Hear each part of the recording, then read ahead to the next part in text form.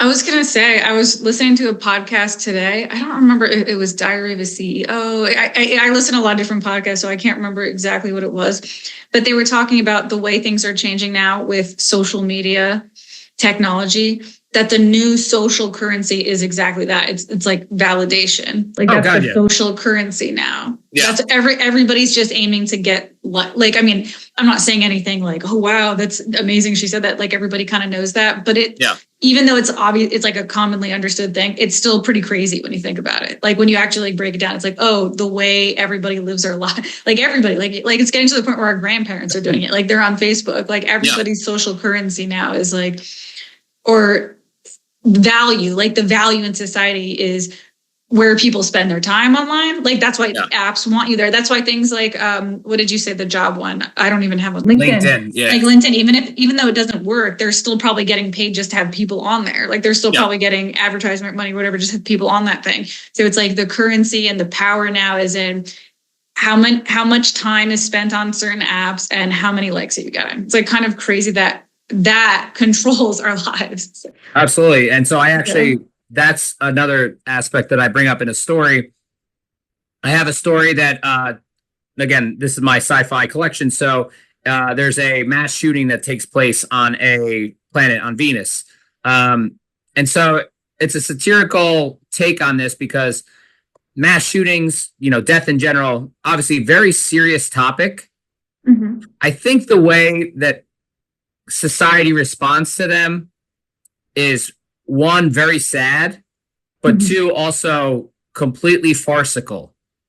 Like the immediate thing that happens when we find out that a mass shooting happened, you immediately have people politicizing it.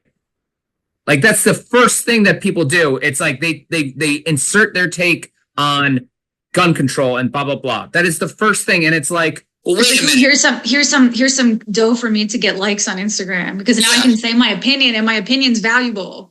Yeah, but what's scary to me is like, imagine if you're in this small town or you're in one of these places where that occurred, and you put your opinions on as soon as this happens, and you're friends with people whose child, whose mother, whose whatever have died in that incident, and you're like, are you serious right now? Like that's what you're first focused on? You're not focused on your friend or your classmate, your town person, whatever the relationship is. You're not focused on their well-being, or you're not sensitive to the fact that they're still very actively grieving to this tragedy. Yeah. Like it boggles my mind that is what happens. And you think about whether it's Black Lives Matter, whether it's the Ukraine war, etc., when people put the flags as their profile pictures, and it's like, okay. It's like you probably played video games all day. Like, what are you doing? What did you accomplish? Like you literally were the keyboard warrior that you changed your profile picture and you're like, that's enough. I'm good. I did my part, like that's unacceptable, and it's just virtue signaling. That's all it is. And again, to your point, it's to get those likes, to get the dopamine, and then sometimes to monetize it for cash. So it's like, I have mixed thoughts about it because it's like on one hand, it's horrible behavior when you break it down like that. But on the other hand, it's like almost not their fault because these companies are trained to make people addicted to these things. So it's like it's a little bit, I mean, I do have sympathy, but at the same time, it's also people's personal responsibility to wake up and become more self-aware.